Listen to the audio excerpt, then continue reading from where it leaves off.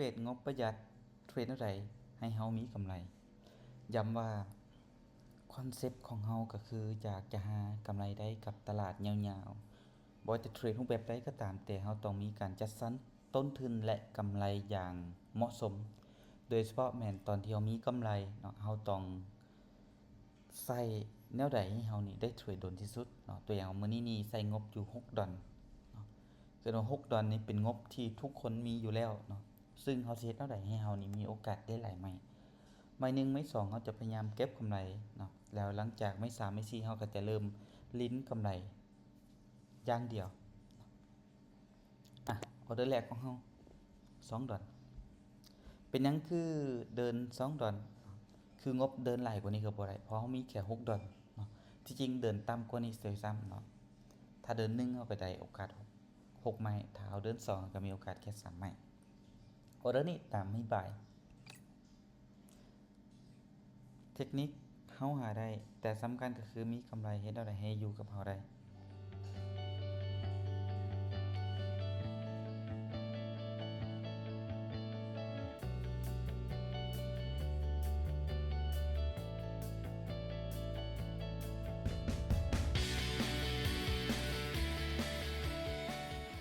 เกี่ยมปิดจ็อบไม้นี้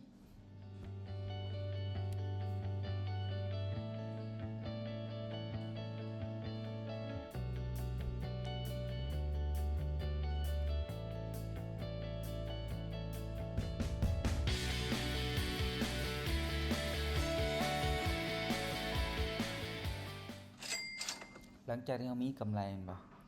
ตอนนี้นี่เฮาได้กำไรอยู่ที่1.9เฮาก็เอา1.9เข้าเลยเนาะเพื่อสร้างกำไรหลังจากนั้นก็บริหารกำไร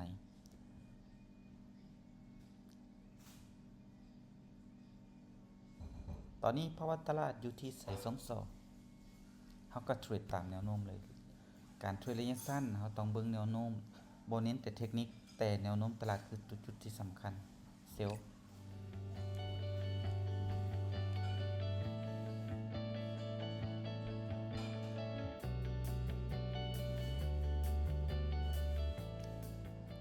ถ้าเฮาวินเฮาก็จะได้กำไรเพิ่มแล้วก็มาบริหารกำไรเลยถ้าเฮาเสียเฮาก็เท่าทุนแต่ไม่นี่จังได๋ก็วิน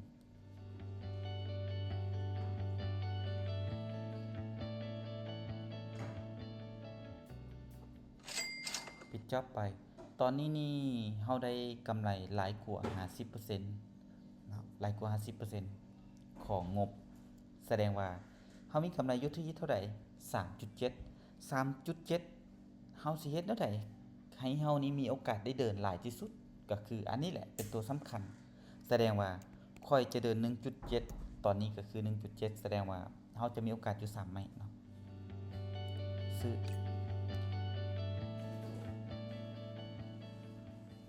ไม้แรก 1.7 ไม้2ถ้ามันบ่วินแม่นบ่ก็ไป1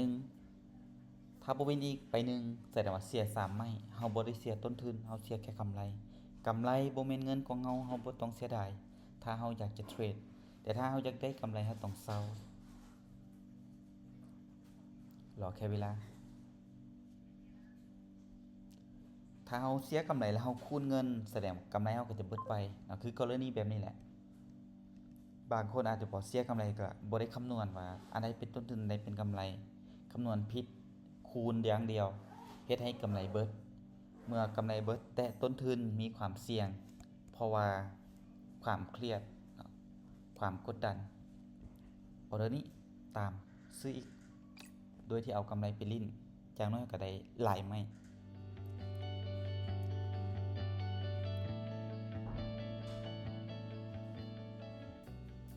ซึ่งบ่ได้โฟกัสว่างบน้อยเนาะงบหลายก็ประยุกต์ใช้ในรูปแบบของตัวเองหรือว่าประยุกต์ตามความเหมาะสมเนาะบ่ให้1คือ1เนาะแต่เข้าใจโดยรวมแล้วเอาไปประยุกต์ใช้ให้มันเกิดประโยชน์ให้แก่ตัวเองก็ถือว่าโอเคแล้ว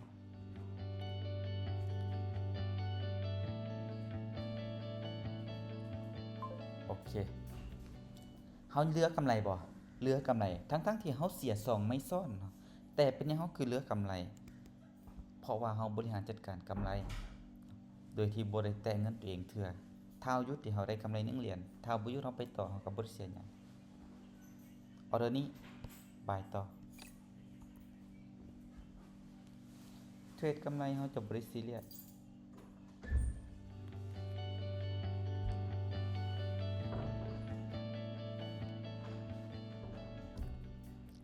เฮามาฟังอาจจะเป็นสิ่งหนึ่งที่บอกว่าโอ๊ยเฮ็ดบ่ได้แม่นเนาะการที่เฮาเฮ็ดบ่ได้มันจะเป็นผลเสียแก่ตัวเฮาเนาะแต่ถ้าเฮาเฮ็ดได้เด้มันจะเป็นประโยชน์ต่อตัวของเฮาถ้าเฮาอยู่วงการนี้เฮาบ่ปรับบอกเลยว่ามีแต่เจ๊งกับเจ๊งนะแต่ถ้าเฮาปรับเฮาก็จะหาได้กับมันบ่ยากเฮาปิดจ็อบไปแม่นบ่มื้อนี้เฮามีกำไรบ่เฮายังมีอยู่ 1.95 เอา 1.95 เข้าเลย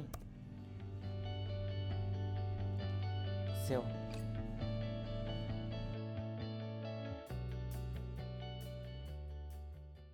ออเดอร์นี้เป็นออเดอร์สุดท้ายเลย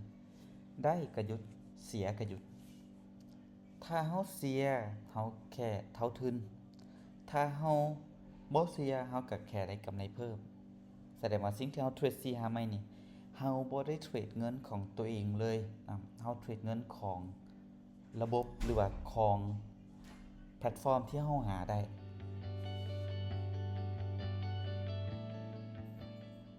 นี่แหละทุกคนแสดงว่าตอนนี้นี่เฮาก็กำไรอยู่ 3.8 3.8 ก็คือหลายกว่า 50% ของต้นทุนเฮาก็หยุดเอาไปถอนจ่ายค่าน้ำค่าข้าวเปียกก็ได้แล้วเด้หวังว่าคลิปนี้เนาะสิเป็นแนวทางให้กับผู้ที่เข้ามาแล้วยังมีปัญหาเกี่ยวกับการบริหารจัดการเรื่องของกำไรเนาะย้ำว่าการที่เฮาเฮ็ดแบบนี้บ่ได้เฮ็ดให้เฮาหาได้หลายในรอบเดียวแต่จะเฮ็ดให้เฮาหาได้ทุกๆมื้อ